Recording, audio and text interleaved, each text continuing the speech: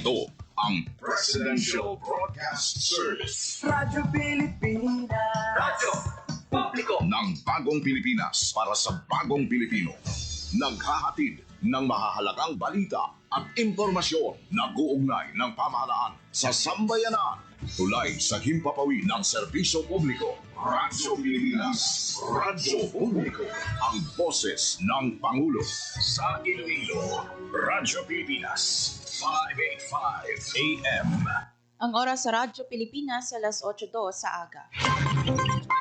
Nagapanguna nga balita sa syudad, sa mga banwa, sa probinsya sa Iloilo, kagkaingon ng mga probinsya.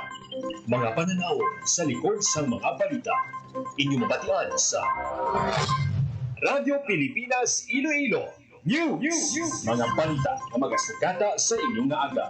Ginbantayan, ginsunod, gintipon sa Radyo Pilipinas Iloilo News Team. Gikan sa hulot balitaan. Diretso sa inyong palamatian. Yari ang Radyo Pilipinas Iloilo News.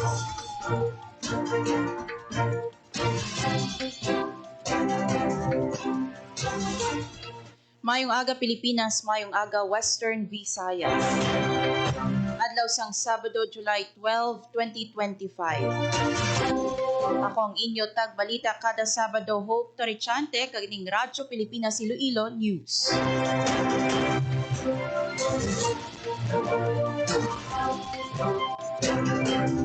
Kagkaron sa mga headlines.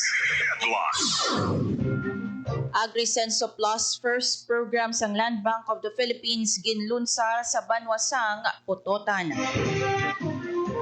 AgriSenso Plus program sang Land Bank ginpasalamatan sang pila ka mga mangunguma. Mayor Raisa bag-o nga chairperson sang Economic Development Committee sang RDC 6. Kulasi Port ginabi-abi ang pag-abot sa una nga international cargo ship sa Pantalan. Winning Festival sang Iloilo magapasundayag sa Homecoming Parade. National artist Ben Cab nagbisita sa Iloilo City. Inflation rate sa Western Visayas sa Hunyo 2025 nagnubo sa 0.6%. Libro tuhoy sa kabuhi ni Evilio Javier ipagwa sa 40th death anniversary sang anay gobernadora. Kagkaron sa detalye na sang mga balita. Pilipinas. Radyo Pilipinas News. Radyo Pilipinas. Radyo Pilipinas News.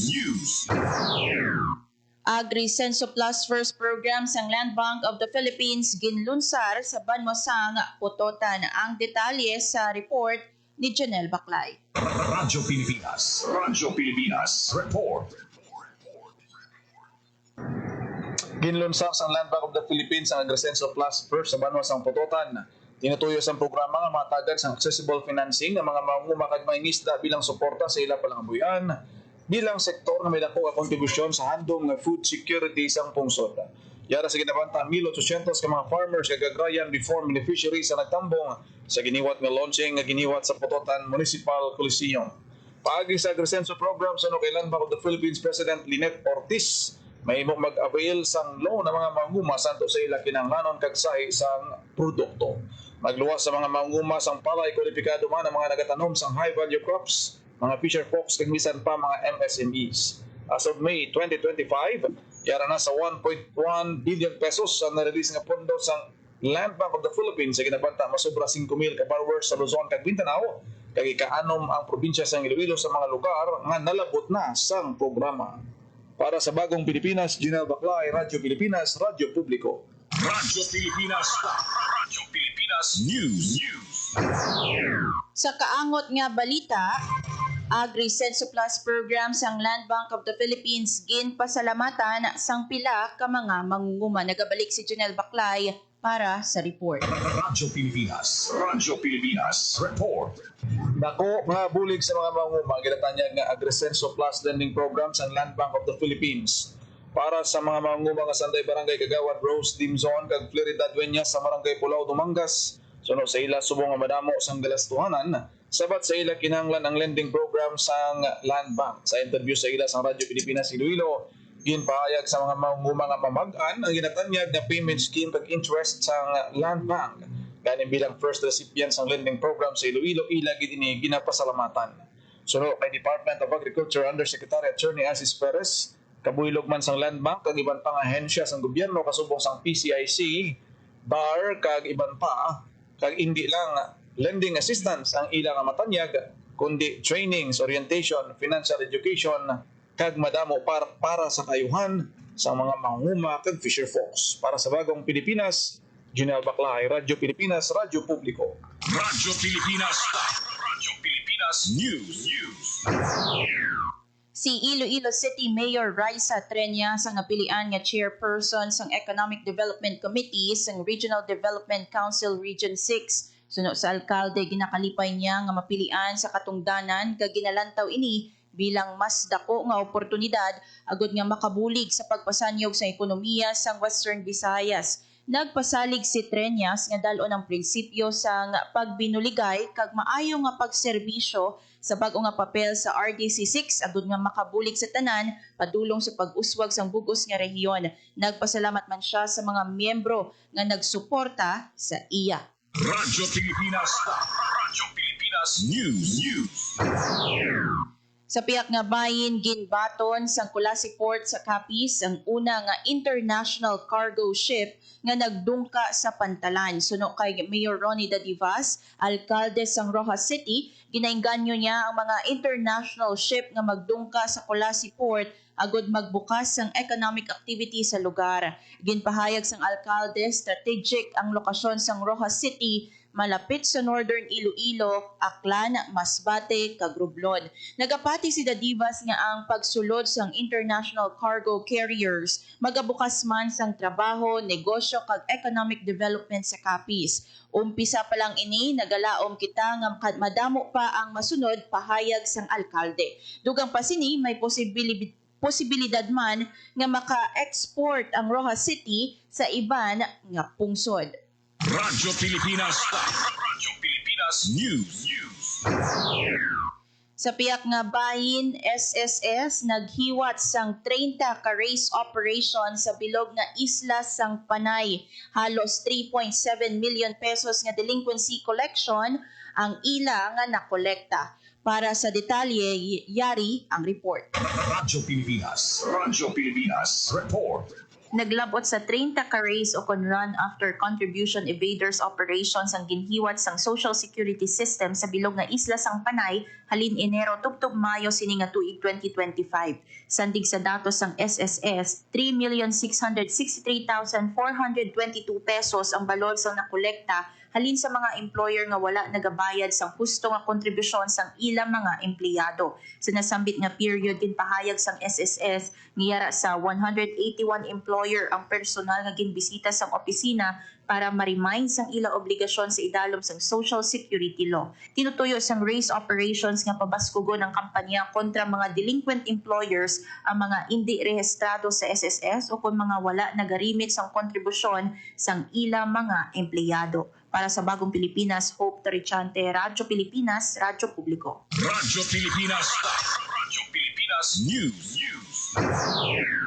Nagapahanumdum ang Social Security System sa mga mamumugon ilabi na ang mga bag-o sulod sa trabaho nga magkuha sang SSS number sang mas temprano agud makabaton sa mga proteksyon kag benepisyo sa tion sang kinahanglanon. Suno kay Visayas West 2 Division Vice President Angelo Blancaver, hindi na dapat hulaton pa sa mga mamumugon ang emerhensya antes makita ang importansya sang Social Security protection. Ginhatagan emphasis ni Blancaver nga ang SSS membership nagahatag sang proteksyon kag benepisyo pananglit nga ang mamumugon magmasakit, magbusong, magretiro o kon madulaan sang trabaho. Ginhingyo man sang Vice Presidente ang mga empleyado nga hindi makulbaan nga mag-report kung sila biktima sa mga abusado nga employer, mga wala nagparehistro sang negosyo kag nagarimit sang kontribusyon sa SSS. Radyo Pilipinas. Radyo Pilipinas News. Sa piyak nga bahin sa tapos sang madinalag-on nga pagpasakop sa Parada ng Kalayaan sang June 12 sa Manila kag World Expo 2025 sa Japan ang Dinagyang Festival kag ang Tultugan Festival maga-perform naman sa tubang sang mga Ilonggo. Sa sini nga adlaw July 12 may ara sang pagaywaton nga Iloilo Festival's Homecoming Parade. Magasugod ang parada karon alas 3 sang hapon halin sa Iloilo Provincial Capital padulong sa Iloilo Freedom Grandstand. Lauman sa homecoming performances ang tribo paghidait nga nagrepresent sang festival sa World Expo 2025 sa Osaka, Japan. Tribo Panay nga nag-first runner-up sa Parada ng Kalayaan 2025 kag ang Tultugan Festival nga kampyon sa Parada ng Kalayaan 2025. Ang Cry of Santa Barbara Floats ang Santa Barbara, Iloilo nga nag-first runner-up sa Parada Kalayaan Floats Competition 2025 ang magaparada man kaupod ang mga winning festival sang syudad kag probinsya. Ginaagda man ang mga Ilonggo nga mag-upod sa selebrasyon. Radyo Pilipinas. Radyo Pilipinas News. Si national artist nga si Ben Cab o kon Benedicto Cabrera nag-abot sa syudad sang Iloilo para pangunahan ang opening sang major exhibit nga may tigulo Rhapsodies and Recollections sa The Box, second floor sang Iloilo Museum of Contemporary Art sini July 12. Iban pa nga mga featured artists amo sanday Abdul Marie, Asia Imaw, ang Kyoko Arturo Luz, Napoleon Abueva, Antipas de Lotavo, Brenda Fajardo, Charlie Co, Nune Lucio Alvarado, Rodel Heraldo, Renato Habulan, Alfredo Esquilio, Nelfa Quirobin, Ofelia Helvison Tiki, Junie Juan Franco Sabado, Jose Tens Ruiz, Leslie De Chavez Cag, Alain Hablo. Radyo Pilipinas. Radyo Pilipinas News.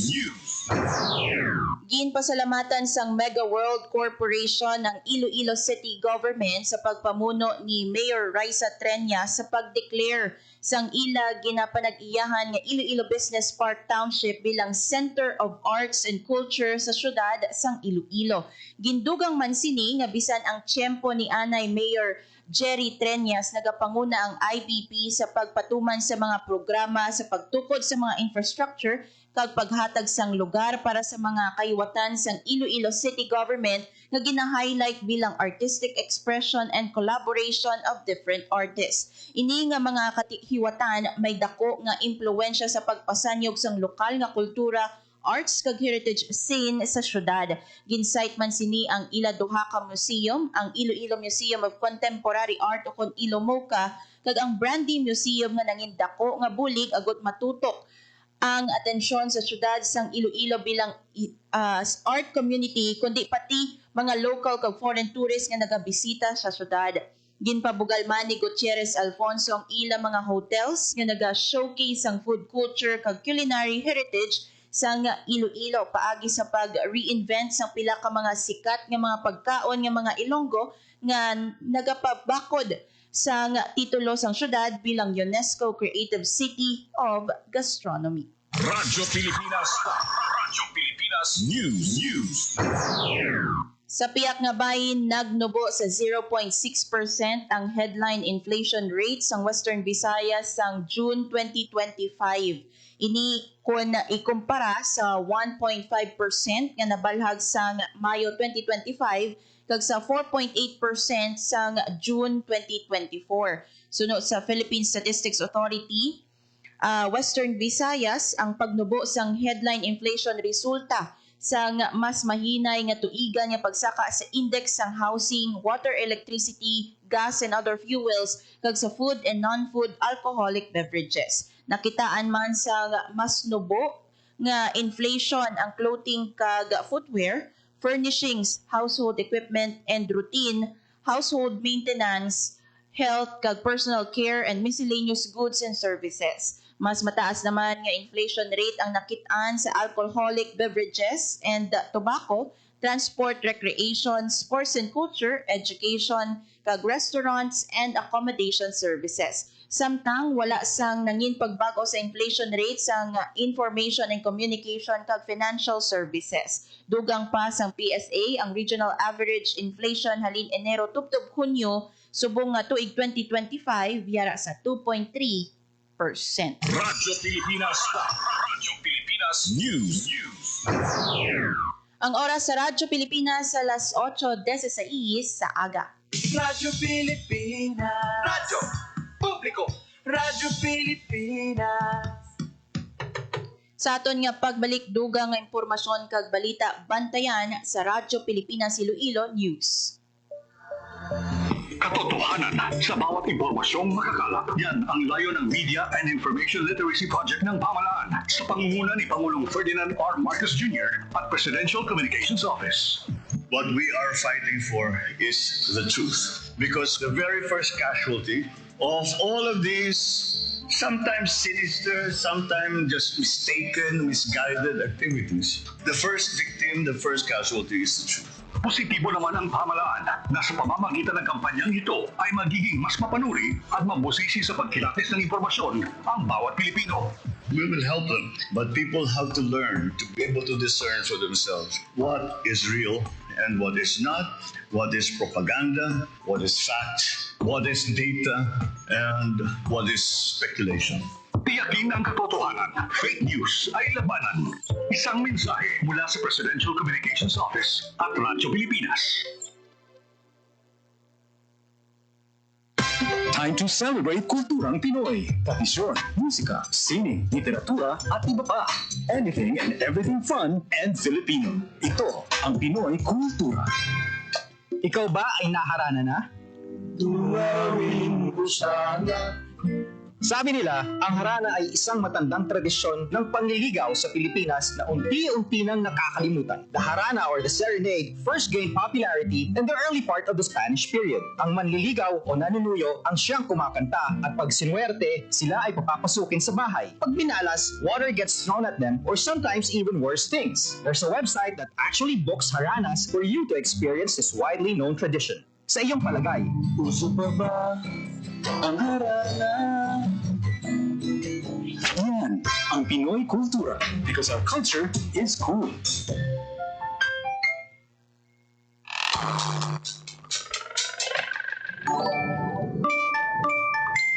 Napapansin niyo ba ang mga nagsusulputang kwento online na may kasamang kahina-hinalang link? Sa pagdami ng online budol, pati ang scam maya't-maya'y nagpaparamdam. Huwag magpadala sa mga manloloko. Magbasang mabuti at maging mapanuri. Tiyakin ang katotohanan. Fake news ay labanan. This is a public service announcement by the Presidential Communications Office and the Presidential Broadcast Service. Banta sa kalusugan na dala ng COVID-19 ay seryosong binabantayan. Pero huwag kalimutan ang ibang sakit na sanhi ng baha at pag-ulan. Dengue. Dahil sa pag-ulan, maraming mga areas na umiipon yung water. Leptospirosis dito sa Pilipinas, very common sa atin ang pagbaha. Ugaling maging malinis sa katawan at malinis sa kapaligiran. Sa ganitong paraan, siguradong sakit ay maiiwasan. Hanapin natin yung mga breeding ground where infected tenants, baon tayo ng botan, or hintayin natin mawala yung baha. Ngayon, mas naguhugas yung mga tao, mas better yung hygiene. Tayo ang simula. Sa pagiging malinis at maingat, ating malalabanan mga sakit na hatid ng pabago-bagong pihit ng panahon. Isang paalala mula sa Radyo Pilipinas. Electric fan. Pero taga Fire Nation yung gumawa. Ano bang gagawin ko? simple lang naman. Para hindi apoy ang lumabas sa ventilador, ugaling linisin ang mga ito at mararamdaman mo ang kakaibang simoy ng hangin. Oh yeah! Kapag palaging malinis ang electric fan, hindi mahihirapan ang makina nito at mas malamig ng bahagya ang ibubuga nitong hangin. Kahit number 1 ay sapat na, parang bago pa. Laging tandaan, sa pagkonsumo ng kuryente, you have the power. Para sa karagdagang impormasyon at energy-saving tips, hanapin ang Department of Energy sa Facebook o bisitahin ang doe.gov.ph. This is a public service announcement by the Department of Energy in partnership with the Presidential Communications Office and Radyo Pilipinas. Alas 8:21 sa aga. Radyo Pilipinas. Radyo Publiko. Radyo Pilipinas. Sa dugang nga mga balita, Radyo Pilipinas. Radyo Pilipinas Pilipinas News. May bag-o na nga OIC Regional Director ang Department of Social Welfare and Development Field Office 6. Gin-appoint si Anay DSWD 6 Assistant Regional Director for Operations Joselito Estember bilang OIC Regional Director sang Regional Field Office 6. Pagabuslan ni Estember si outgoing Regional Director Arwin Razo nga sa karon nagaserbe bilang caretaker sang Negros Island Region. Radyo Pilipinas News. Ginhiwat sa Negosyo Center Guimaras Provincial Office ang labing unang Go Digital Boosting MSME Growth. Ang aktibidad kabahin sa selebrasyon sang MSME Month nga nagatuyo nga mahatagan sa nagakaigo nga digital skills sa mga MSMEs para mapanami ang ila routine presence kag mapataas ang ila nga kita. Sa iya nangin mensahe ginhatag punto ni DTI Guimaras OIC Juvie Benliro ang importansya kung mangin digitally mindful ang isa ka negosyante sa pagpasangkad sang ila merkado, pagpataas ang kita kag mas epektibo nga pagdumala sang negosyo. Ang aktibidad ginpasakupan sang 15 ka MSME sang Guimaras nga gintudloan kung paano mag-obra kag dumala sang Facebook business page, basics sang Canva para sa simple graphic design, paano magamit sang GCash para sa digital payments kag live streaming techniques para sa pagpasundayag sa mga produkto online. Radyo Pilipinas News. Nagpatigayon sa paghanas angot sa simple farm machine operation and troubleshooting ang Department of Agriculture Western Visayas sa probinsya sang Antique. Katuyuan sini nga mangin mas mapuslanon kag magamit sang insakto ang mga traktora kay ban pa nga mga makinarya nga ginapanagtag sang ahensya. Lakip sa mga gintudlo sa mga mangunguma ang husto nga pamaagi sa paggamit sang hand tractors kag four-wheel drive tractors para sa preparasyon sang duta, granule applicators kag mechanical transplanters para sa pagsabog sang binhi kag pagtanom sang sabod sang palay, kag thresher kag rice combine harvester para sa pag-ani. Gintudlo man sa mga manguma ang nagakadapat nga mga pamaagi sa maintenance kag troubleshooting agud malikawan ang madasig nga pagkaguba sa mga makinarya para masiguro nga madugay ini nga mapuslan. Ang aktibidad ang ginpatigayon kabahin sa Masagana Rice Industry Development Program subong nga wet cropping season. Radyo Pilipinas News. Libro tuhoy sa kabuhi ni Evilio Javier ipagwa sa 40th death anniversary sang Anay Gobernador. Para sa detalye, Yari ang report. Radyo Pilipinas Report. Isa ka libro nga nagasaysay sang kabuhi ni Anay Governor Evilio Javier ang ginahimo sa karon kag ginalauman nga ipagwa sa ika-40 nga anibersaryo sang iya pagtaliwan. Ang nasambit nga libro ipagwa sa Good Intentions Book sa pagpanguna ni Executive Editor Angelo Lacuesta, kaupod ang writer nga si Agatha Buena Salida kag project manager nga si Therese Atienza. Ginpadulungan sang grupo ang Evilio Javier Mini Museum sa Provincial Tourism Office kag ang EBJ Freedom Park. Kabahin man sa ila panalawsaw ang hinun-anon sa pamilya, abyan kag mga anay katrabaho ni Javier. Nagpalabot naman sang suporta si Governor Paulo Javier kag nagalaom nga makahatag sang inspirasyon ng libro para sa Antique kag sa pungsod Pilipinas. Si Anay Governor Evilio Javier napatay sang Pebrero 11, 1986. Pinaagi sa Republic Act 7601 ang Pebrero 11 kada tuig, isa ka special non-working holiday sa Panay, agud dumdumon ang kabuhi ni Javier nga ginakabig isa ka figure sa demokrasya sang pungsod Pilipinas. Para sa Bagong Pilipinas, Hope Tarichante, Radyo Pilipinas, Radyo Publiko. Radyo Pilipinas News. Sa piyak nga bayin, nagalaom ang PCIC Western Visayas nga mapabilin nga madinalag-on ang implementasyon sa programa sa ahensya. Karon nga tuig suno kay PCIC 6 Marketing and Sales Chief Jose Maria Torres sa usapang agrikultura nag-allocate ang gobyerno sa 480 million pesos nga pondo sa target nga 315,000 ka farmers and fisherfolk sa rehiyon. Ang Region 6 ang may pinakamataas nga insured farmers sa bilog nga pungsod kag nagapakita ini nga madamo na gid ang naga-interact kag nagapa-insure sang ila talamnan. Ginpahayag sini dugang nga dako gid ang nabulig sang LGU Municipal kag Provincial Agriculture Office agud mangin mahapos kag madasig ang ila pagpatuman sang programa para sa ikaayo sa mga mangunguma kag fisher folk. Radyo Pilipinas. Radyo Pilipinas News. Kag sa katapusan nga balita, nagbaton sang ila sweldo ang mga estudyante kag graduates sang Iloilo City Community College gikan sa Department of Social Welfare and Development Kalahi Seeds Program sa idalom sang Cash for Work Program for state universities and colleges. Naglabot sa masobra 520,000 pesos ang ginhatag sa 126 ka student beneficiaries kag masobra sa 220,000 pesos naman para sa 104 ka ICCC graduates. Sa mensahe ni Promotive Services Division OIC Chief Judith Barredo, ginhaylo niyang mga benepisyaryo nga idumala sang maayo ang mga kinitaan.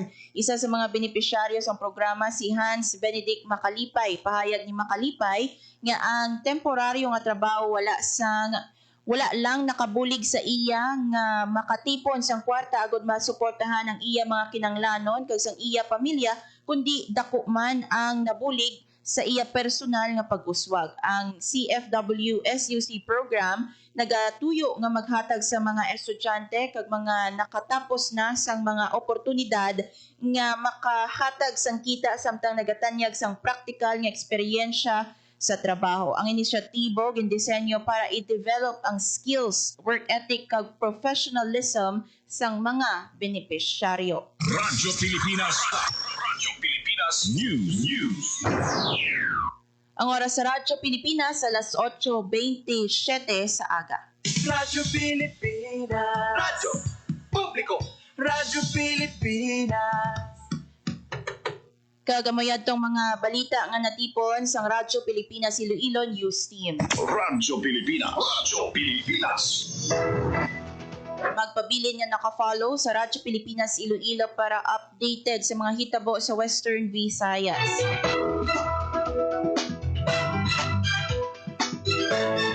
Kaupod si Alan Defante kag John Magallanes sa engineering team para sa Bagong Pilipinas. Ini si Hope Torrechante, Radyo Pilipinas, Radyo Publiko. Radyo Pilipinas. Radyo Publiko.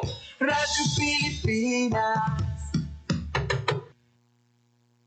Ang inyong tulay sa himpapawid ng serbisyo publiko, ang Presidential Broadcast Service, Radyo Pilipinas, Radyo Publiko. Radyo Pilipinas. Radyo Publiko. Kinilala ng pang-international at prestigyosong Asia Pacific Broadcasting Plus Awards 2025 para sa kategorya ng Government Streaming. Ito ay dahil sa epektibo nitong pagsasanib ng mga tradisyonal na media tulad ng telebisyon, radyo at print para masabayan ang mabilis na pagtinog ng mundo ng digital at social media tungo sa mas epektibong paghahatid ng mahahalaga at napapanahong mga impormasyon sa mamamayang Pilipino. Kinilala rin ang Radyo Pilipinas dahil sa patuloy na pag-akyat ng rating. Ngayon ay matatag sa pang-apat na pwesto sa Mega Manila ayon sa pinakahuling Nielsen Radio Audience Measurement Survey. At sa social media, nakamit ang mahigit 2,000% pagtaas ng bilang ng mga sumusubaybay sa Radyo Pilipinas page sa unang bahagi ng 2025. Patunay ito na ang inyong Radyo Pilipinas Radyo Publiko ay tunay na kaagapay ng inyong pamahalaan sa paghahatid ng serbisyo sa mga mamamayang Pilipino. Mula sa aming lahat, sa ngalan ng inyong pamunuan at mga kawani ng Presidential Broadcast Service, kasama ang inyong mga himpilan ng Radyo Pilipinas sa buong kapuluan. Maraming salamat po sa inyong lahat, sa inyong pagtangkilik at pagkilala. Radyo Pilipinas. Radyo Publiko. Radyo Pilipinas. Radyo Publiko. Radyo Pilipinas.